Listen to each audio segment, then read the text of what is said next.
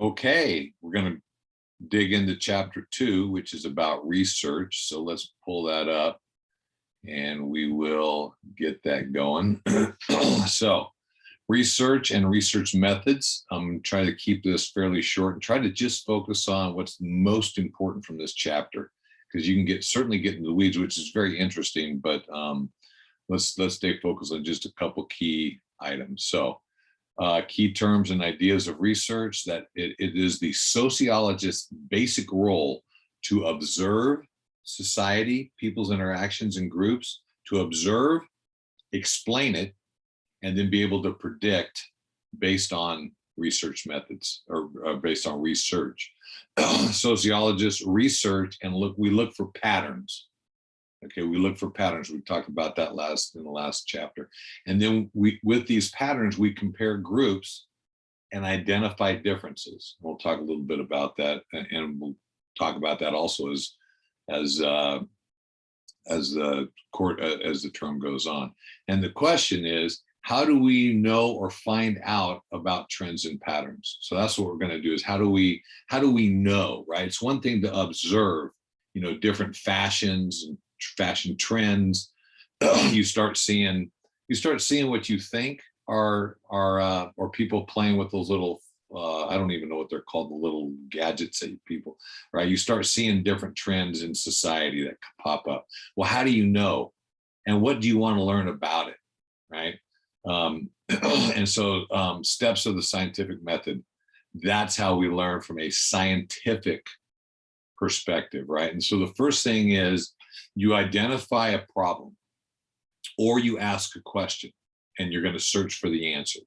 And so when you identify a problem, you're basically wanting to say, how do I solve this problem, right? So for me in my doctoral dissertation, it was easy for me to identify my problem because I went to get my doctorate to do a formal dissertation on sport career transition. So I wanted to solve the problem of, for example, 70-ish or roughly 70% of NFL players are either bankrupt, divorced, or unemployed within 2 years after leaving the game. It's just crushing, right? 70% bankrupt, divorced, or unemployed 2 years after leaving their NFL career. And so it's like, wow, what's going on here? That's a problem. Let's fix this, right? Or poverty could be a problem, or poverty in people of color, communities of color, or lack of education, or the continued dividing gap between the haves and the have-nots, things like that, right? So identify a problem or ask a question. And then you want to conduct a literature review. So you want to go out and research what everybody else or most of the current literature is, research, surveys, books, what people have written about the topic, so that you know what other people have studied. You also become kind of the current expert in the field because you've been most current on all the different approaches to studying that particular issue. Okay, and then you form a hypothesis, right? And then you give operational definitions to the variables. So you form a hypothesis. So our hypothesis might be that people born in poverty tend to stay in poverty as adults, or it might even be more complex, like people of color who are born in poverty tend to stay in poverty as adults more often than whites who are born into poverty. I mean, it's pretty complex, right? As far as it gets another level for sure. Okay, so you form a hypothesis, and then you choose a research designer method, right? So you might be a survey, it might be observation, it might be, and also types of like qualitative or quantitative. We'll talk about those things in a little bit.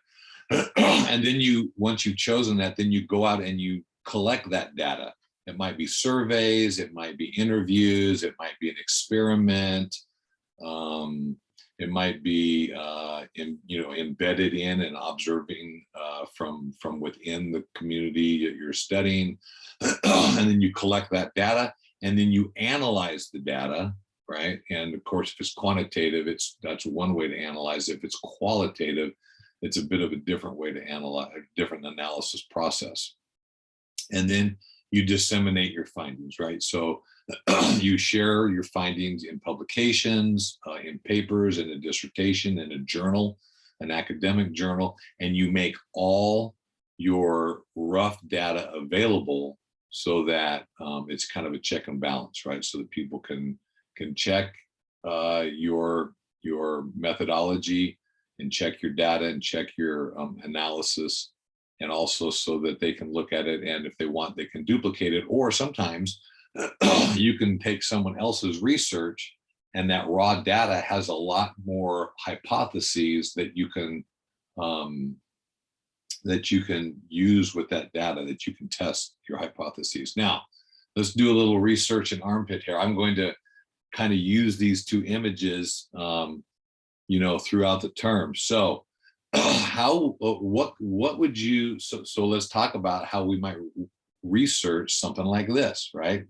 So we may want to use a functional approach, structural functional or functionalist approach, right? Or a lens. And we might say, we might want to find out why and who are the groups that tend to not of women that tend not to shave their armpits, right? Is there an economic difference? Is there a racial element to that? Is it religious? Is it, so we would go to find out what is, right?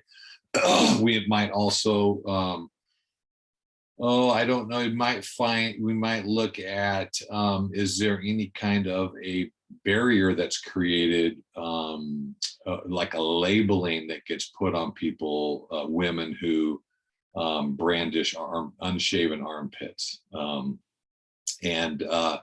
which might be a barrier or an inequality of power and access, which is a conflict theory perspective, where we might want to use an interactionist approach, right? So how did this, is there a label that's assigned to people? Is this a symbol that carries a meaning, and how do people act or react to this symbol of females with unshaven armpits, right? Because, I mean, let's face it, biologically, right? The young lady on the right is very biologically correct, right? The lady on the left is, she is changing her biological appearance, right? By shaving her armpits, right? So, and we may want to use quantitative analysis and surveys. We may want to observe, like you could go to, I know like in Sisters, we have a little bakery called Angeline's, and there's a couple women that work in there, and they wear, a shirt like that, and they reach up to grab a bagel or something in their armpit, and you can maybe observe people's reaction and take note, right? So that's observation, right? You can ask, interview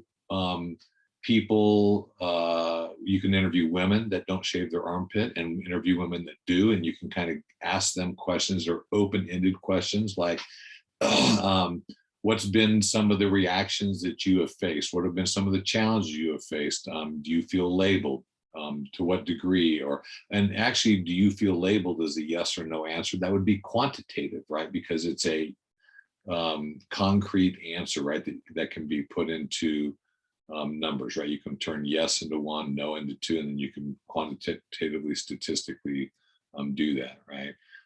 You can, so anyway, those are the different methods, right? You can ask them yes or no's, or on a 1 to 10, how comfortable do you feel hanging out in different places, right? You can pick 5 different places and ask them on a 1 to 10, how comfortable do you feel at those places, right?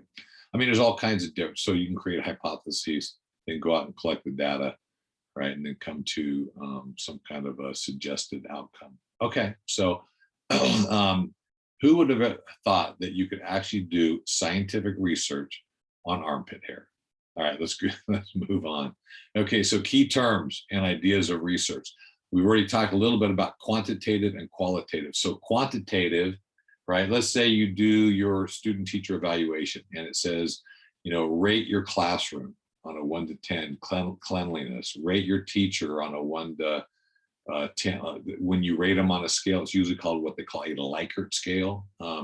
Now, it also has open-ended questions, which are qualitative. So how could the class have been taught better? And then you write how the class could have taught better. That is an open-ended, which is a qualitative design. And a lot of times in the last maybe 10 to 15 years, a lot of research has included both. And sometimes sometimes the same instrument includes both quantitative and qualitative, like a student teacher analysis. Sometimes they start with just quantitative and they might survey randomly, right? Randomly select, which is really important to do random selection. So it limits and reduces your bias. Quantitative research is less biased. Qualitative is more biased, but you get greater understanding typically in qualitative than you do in the limitations of to some degrees of quantitative, right? And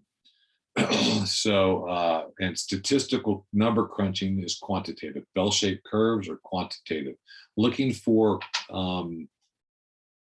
common perspectives, similar perspectives is qualitative, right?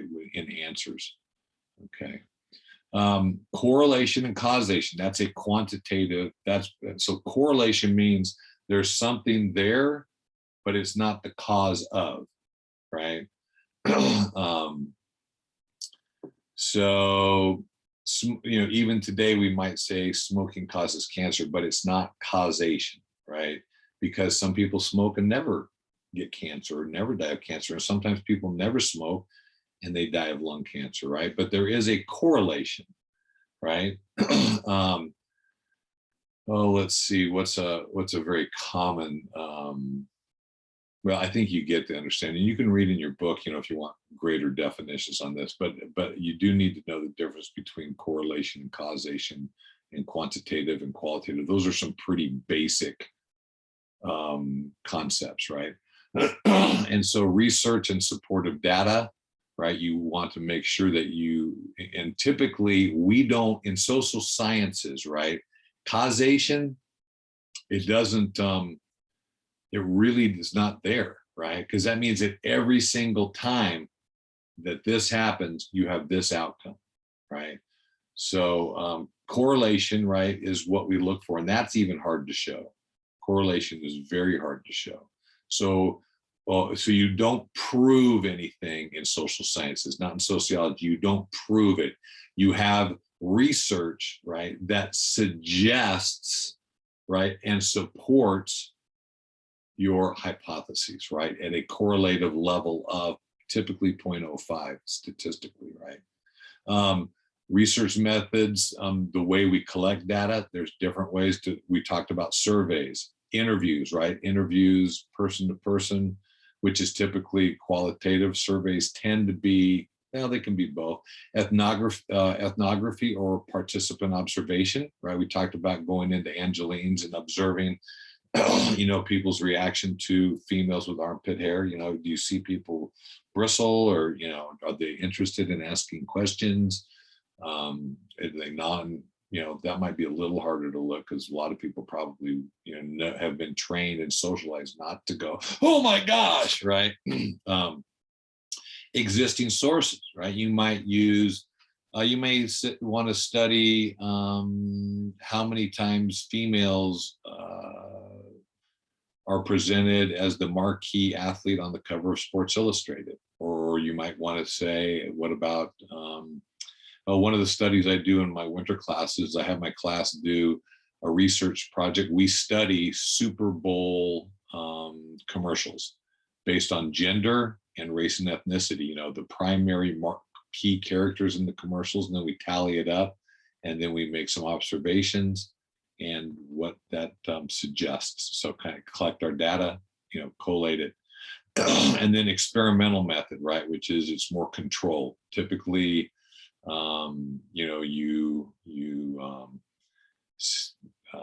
put a person into a situation where you have a controlled group, right, and a placebo group, that kind of. And then narratives, right? People's stories, which is very qualitative in nature. Okay. So if you want more information, you can find it in the book, but I just wanted to cover those. If that's something interests you, you can pursue it more. If not, then you can at least know that there are these different ways to collect data, and some lean more heavily toward quantitative and others lean more heavily towards qualitative, and some can be used in both ways. So a bell curve, which is quantitative research.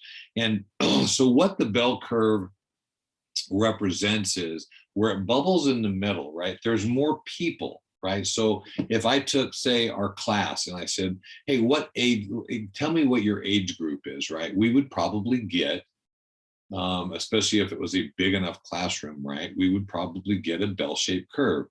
You know, there might be, say, on the far left, there might be one person that's, say, 17 or under.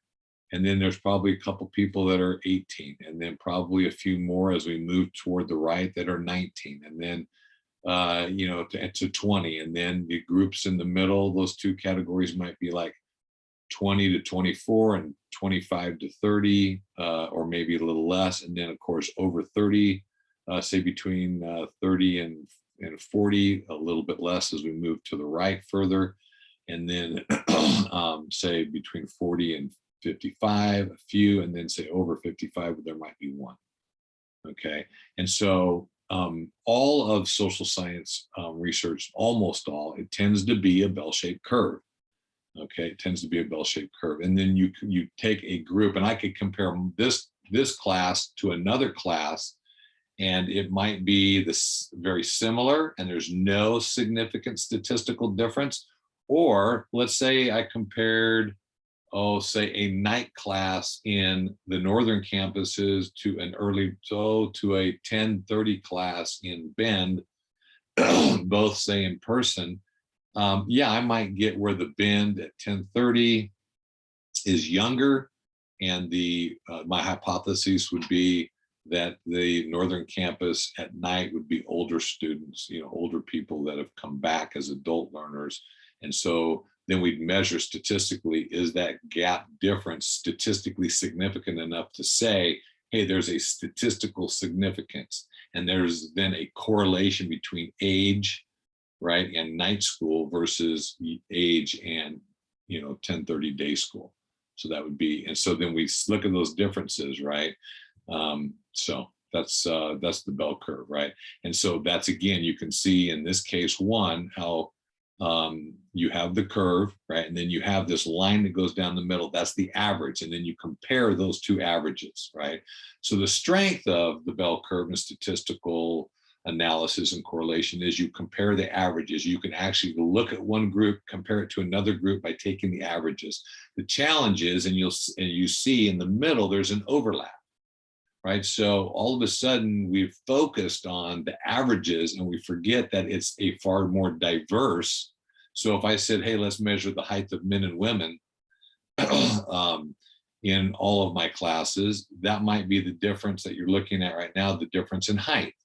Well, what that would also tell you is that not all men in blue are taller. As we go to the right is taller, to the left is shorter. So men would probably end up being taller, women shorter, and then you'd compare the averages. But then you have to know, in a bell-shaped curve, there are going to be some women that are taller than some men, and some men that are taller than some women, right?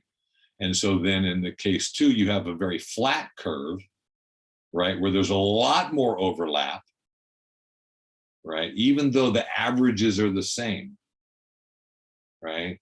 So you see the averages are the same. So in case two, right, there's a lot more overlap, and they're a lot more similar. So statistically, we've created these statistical measurements to account for the flatness or the steepness of the curve. So we do take that into account. That's where you come up with crunching the numbers and getting this correlative level of significance at a 0.05 level, right? So But that just tells you there are different shapes to curves, right? How similar, like in the case one, there's a lot of similarities within the green group. They're very tightly similar, but and very tightly similar in the blue group. In case two, not only are they similar between the groups, each group has quite a diffuse or diverse membership. Okay.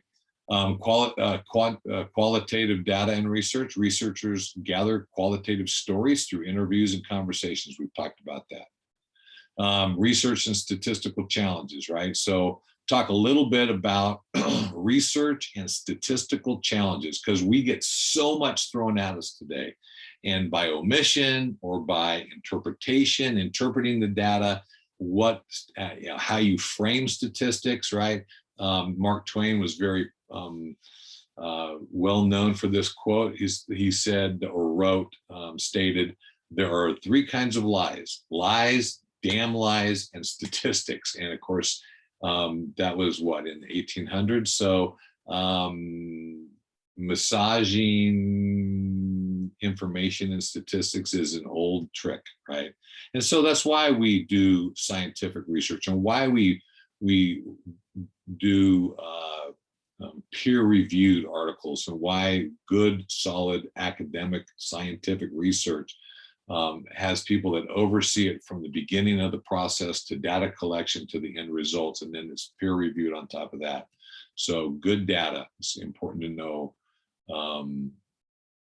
you know, the difference between good data and not good data. But it tends to be almost always far more complex than even good data shows. So, so here's some red flags that are very common to misleading statistical data or research data. So, hey, Chevron made $140 billion last year. Oh my gosh, they're greedy, you know. I mean, so you put that out there to get that kind of a reaction, or to influence, or to make that kind of the norm. Well, that gives you a gross number, right? And so the reality, right, the profit in 2019 for Chevron as a percentage of the whole. So anytime you're dealing with gross numbers, that should be a red flag, okay? Always try to look for percentages, or per thousands, or per hundred thousands, right? Which is a percentage instead of percent means per hundred, right? But it might be like crime statistics per thousand, right? And then, so Chevron actually made about 8% profit, which is a pretty average profit, right? It's like 7 or 8% is your typical corporate profit. But somebody like Blue Cross, which is an insurance company, and the insurance companies, of course, have been blasted for making all kinds of money. Blue Cross only made 4%. But hey, look at AT&T, 8%, right? Or your cell phone carrier, maybe. And then Walmart, right? They get demonized because they make a gross number of billions of dollars. They only made 3% in 2019. The average US corporation makes typically, like I said earlier, between 6 and 8%. Public opinion, most people think, right, in public opinion polls, which is a whole nother aspect, right? You got to be careful about public opinion polls, because what you're measuring is public opinion. You're measuring people's opinion, which can be useful, but know the context of what you're measuring. But most people, when asked what percent corporations make, say 36%. So our public opinion, for some reason, has been influenced heavily, probably by the media, but anyway, or by teachers. Okay, third generation, red flags. Okay, multiplier effect, right? Here was a statistic quoted by the British Committee on Safety of Medicines, right? Third generation oral contraceptive pills increase the risk of thrombosis by 100%. Oh my gosh. Or sometimes another way to do it is like, there have been 8 times more suicides in the last year than pre-COVID. Well, if suicide rate is minuscule, then 8 times 0.00001 is only 0.00008. And that's 8 times. And it's still, it's a magnified increase, but overall it's still a bit of a minor, right? Unless of course it happens to you. But here they failed to mention, right, that the 100% figure applied only to the 1 to 2 women of the 7,000 who have had blood clots. So again, right, you got to be careful when you hear 300% increase or 6 times more or tenfold, right? You have to be, that's a red flag. And then what about context matters? Context matters. So China emits more GHGs in the greenhouse gases than any other country in the world, right? So context matters. Per capita is important. So per population, right? So China has 5 times more people than we do. So I'm sure they will probably put out more greenhouse gases, or at least a pretty good chance of it, because they got 5 times more people. And you can also measure it per GDP. Okay. Red flags. Now be careful when it says opinions and experts. So 8 to 10 dentists recommend Colgate. Okay. Well, they get paid, right? You got to be careful about who you're, so there's no data. It's just an expert given a quote. That's really not good statistics. That's not good data, right? They're trying to sell you on something, right? And then science by consensus is not science, right? Science by consensus is not science. Okay, red flags, operational definitions. So rape statistics by country. Sweden was considered one of the highest, the rape capital of Europe, but in reality, their definitions of rape were more broadly defined and has fewer barriers to reporting than most European countries. Especially crime statistics can get really wrapped up. So operational definitions are important, especially as you compare country to country. And then red flags, the sample of one. Make sure that when you give a personal narrative or a sample of one, it's it's not, it's just a one-off, right? You have to be careful about anecdotal or saying things like, well, it depends. Well, of course, it always depends, right? That's why we use scientific data. And the exception versus the rule, right? We're looking for patterns, not exceptions, not narratives, not a personal narrative, not an anecdotal one-off. We're looking for patterns, multiple, right? Patterns. Okay. Also, other less common misconceptions, overgeneralizations. And that's real easy in social sciences because we're looking at averages, right? Binary choices, right? So here's an obvious binary choice, right? It's called an either or fallacy, where either you get divorced or you stay married and have a violent home life, right? Well, there's other options than just those two. So be careful about either or fallacies, or what we call binary choices. Confirmation bias, right? We all have it. We all like to agree with what, if a statistic hits you, and I fight this too. If a statistic aligns with your view, then you're like, I accept it without any further research or right. But if it goes against me, I may spend a little more time trying to debunk it because it goes against my personal values and beliefs, right? So you have to be careful about that. Ad hominem attacks, you discredit the source. You don't talk about the issue, you talk about who's providing the issue, and then that's also a fallacy called ad hominem attack. And then inequality equals injustice or oppression. We measure and try to find inequality, but inequality is part of the human, just part of human society, it's part of trees have differences, fish have differences, dogs are different. There's inequalities, right? It doesn't equal injustice or oppression. It just equals inequality. But that's why you have to dig deeper to find out what are the more intricate truths or suggested, what does data suggest about injustice and inequality? And then be careful about cliches, not clicks, cliches. Be careful about banner cliches, right? And then perspective, to consider that it's, I've mentioned this before, it's complex, right? It's complex. So take a greater peek over the fence, over the barriers, do some research, look at it, be curious, right? Peek into the matrix that we live in, right? See beyond. That's what sociology does, is your sociological imagination, your social goggles, your lenses, your curiosity. question, keep asking why. Look into society, see the strange and the familiar. Look and ask, why is that? Why do women shave their armpit? Or you see somebody and you go, ooh, why does she have hairy arm? Well, yeah, be curious about that as an example. So that is, that's our lesson for today. I hope that's been informative. I know that was kind of fast. I didn't want to get too bogged down, but I think you kind of get it. And if you want more information, you can go to the Crash Course Sociology or the textbook. So we'll see you for the next chapter and the next installation next time. All right.